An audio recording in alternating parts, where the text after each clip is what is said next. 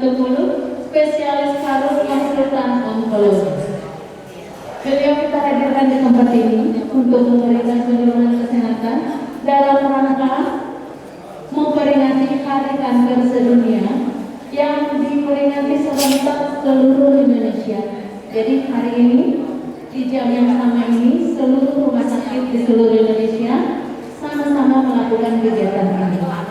Bapak dan Ibu, ada topik dari yang mau disampaikan adalah screening dan deteksi dini kanker paru. Bagaimana cara men-screening dan mendeteksi secara dini kanker paru tersebut sehingga kita temukan sedini mungkin, secepat mungkin, seawal mungkin, sehingga lebih mudah pengobatannya. Nanti dokter spesialis kita akan memaparkannya. Bapak dan Ibu, kami mohon perhatiannya sebentar saja. Kalaupun mengangkat telepon, tolong bunyinya agak dikecilin volumenya sehingga tidak mengganggu yang lain. Karena kanker paru ini merupakan pembunuh, masih termasuk pembunuh yang tinggi di masyarakat ya. Jadi bagaimana seperti yang disampaikan tadi pagi, bagaimana orang bisa mengenai atau mengalami kanker paru, apa saja faktor-faktor pemicunya nanti akan dijelaskan, dan bagaimana mendeteksinya lebih awal nanti akan dijelaskan. Bapak Ibu, setelah pemaparan ini nanti juga ada sesi tanya jawab. Menjelaskan yang perkenalkan Bapak Ibu kesehatan, nama saya Dr. Elizabeth ya. Saya dokter paru konsultan onkologi. Hari ini kita mau memperingati Hari Kanker Sedunia. Sebenarnya kanker itu bukan hanya di paru, di semua tempat, bisa mulai dari otak, paru, organ yang tidak terkena yang sebenarnya sampai jantung, ya. Nah, ginjal dan lain-lainnya. Nah, ini adalah CV saya. Apa itu kanker paru? Sebelumnya ada yang tahu apakah ada keluarga yang pernah mengidap kanker paru? Di sini? Tidak ada ya. Baiklah, kanker paru ini merupakan tumor ganas. Jadi tumor itu ada dua, ya. Ada yang jinak, ada yang ganas. Apa yang bedakan tumor yang jinak dan ganas? Kalau yang jinak, dia nggak bisa pergi kemana-mana. Tapi kalau yang ganas, dia tetap jalan-jalan. Dia bukan di tempat itu. Kalau di jinak, dia punya kapsul. Makanya kalau jinak biasanya diobati dengan operasi. Tapi kalau dia ganas, dia akan keluar dari lingkungannya, komunitasnya. Dia akan pergi masuk aliran darah. Nanti dia nempel di mana? Di otak bisa, di tulang bisa, di hati bisa, di ginjal bisa, di mana-mana bisa. Yang ada aliran darah, ya. Nah, kanker paru adalah tumor ganas yang berasal dari epitel bronkus, ya, karsinoma bronkus atau bronkogenik karsinoma. Tetapi bisa juga dari tempat lain yang kita tahu. Tadi kan saya bilang kalau kanker itu dia bisa jalan-jalan. Jadi kalau kankernya dari tempat lain bisa ketahui. Kalau saya bisa menanyakan dia ada mutasi genetiknya bukan? Genetiknya melenceng dari yang normal, ya. Nah, dilakukanlah pemeriksaan genetik, pemeriksaan onkogenik level bisa di sini. Lalu ada juga pemeriksaan organ lain untuk melihat metastasis, ya. Kalau untuk kanker paru paling sering metastasisnya kemana dong? Ke otak, tulang, hati, sama anak kelenjar adrenal. Ya, baru kita katakan diagnosis, baru kita lakukan terapi. Nah ini dia ya, ini bronkoskopi. Bronkoskopi masukkan selang ke dalam mulut sampai ke paru. Apa-apa pasiennya ditidurkan. Nanti biasanya pasien sudah bangun, udah siap ya dok, udah. Tapi semua tindakan kedokteran ada resiko ya. Kita minta Tuhan munculkan satu tangan supaya bisa berjabatan sama sistem imun kita. Jangan menurut saya ya, kita berkawan ya. Sistem imun bapak dan ibu nggak bisa bunuh dia. Berkawan baik mereka. Walaupun ada sel-kankernya, dia nggak bisa mati. Walaupun sistem imunnya bagus. Nah, makanya di situ ada namanya obat imunoterapi, checkpoint inhibitor. Obat imunoterapi itu diputuskan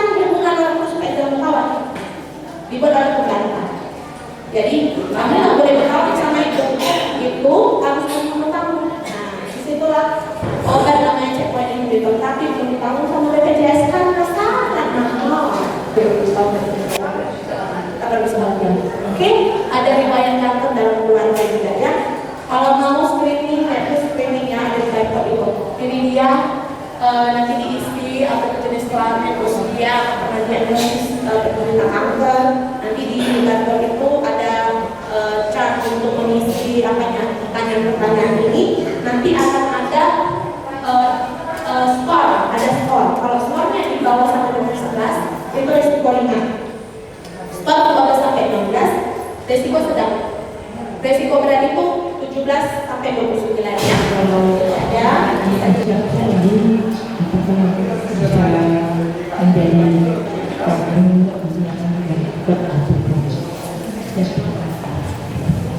makanan siap saji itu apakah bisa menyebabkan kanker paru? Oke, dokter yang kasih itu saya yang kasih. Ini hadiahnya. Pertanyaannya itu ya nanti dijawab sama dokter. Kita kasih kesempatan untuk dua lagi pertanyaan. Tunggu. Sebutkan namanya. Sampai akan menghadapi dan ditanyakan untuk menghindari penyakit itu bagaimana caranya? Bagaimana cara menghindari supaya tidak kena kanker paru? Dada saya apabila saya tidur berbaring di sebelah kiri, dada saya terasa sakit, agak sesak napas. Tapi kalau tidur ke kiri sebelah kanan normal. Apakah itu termasuk gejala kanker? Itu pertanyaan. Terima kasih. Pertama itu adalah asam urat. Paling utama 90% ya, itu 90% itu penyebab paling utama untuk kanker paru. Mau itu aktif, pasif sama saja. Mau program aktif dan program pasif ya. Yang kedua ibu hindari. Apa yang perlu dihindari yang untuk mencegah penyakit kanker. Tadi sudah saya kasih tahu. Nah, yang tidak bisa dihindari itu umur, Bu. Kita makin lama makin tua, nggak bisa dihindari. Kayak kita pasti makin tua. Semua orang ada faktor resiko, namanya faktor resiko yang dapat dimodifikasi dan tidak dapat dimodifikasi ya. Yang tadi saya buat nah ini tidak dapat dimodifikasi itu usia. Kita nggak ada penyakit apapun, nggak merokok pun, kalau usianya udah di atas 75, 80, 90, jangan heran kalau nanti tiba-tiba di atas kanker. Kalau saya bilang ya memang harus ada jalannya kita pergi itu dan kebanyakan karena sakit. Jadi semakin usia itu nggak bisa kita hindari, ya walaupun kita makin tua, ya. Yang kedua adalah gender, yang saya bilang laki-laki itu lebih cenderung kena kanker paru, misalnya untuk perempuan. Terus faktor genetik. Ada orang dari keluarganya, kakeknya, ayahnya itu udah kena kanker, pamannya ada yang seperti itu. Ya, paman saya kena kanker ini, bibi saya kena ini kanker, bibi saya kanker payudara, bapak saya kena kanker paru, adik saya kena kanker ini. Kemungkinan dia kena kanker besar. Kenapa? Memang genetik. Itu nggak bisa kita hindari. Yang itu memang udah keluarga kita kalau gitu ya.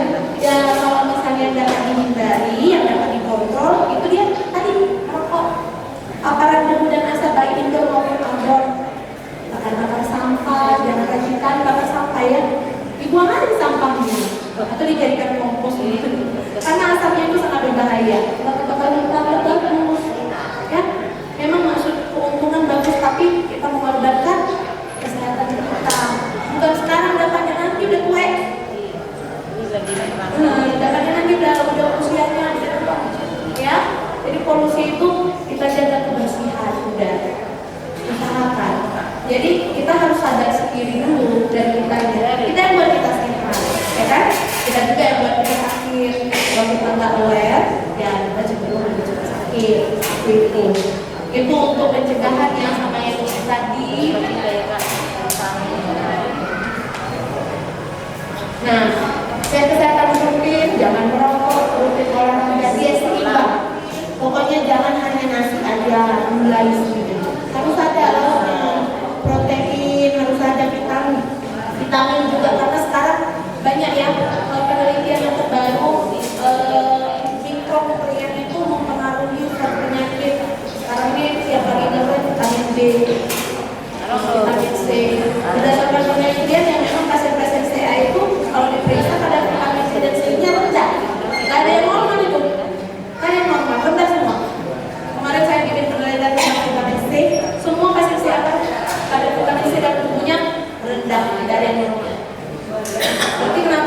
pemasukannya kurang, malas makan buah, ya kan?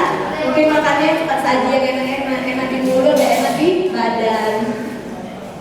Oke, yang ketiga Bapak ya. Bapak kemarin kapal yang Pakai rasmi. paru, karena ada keluhan.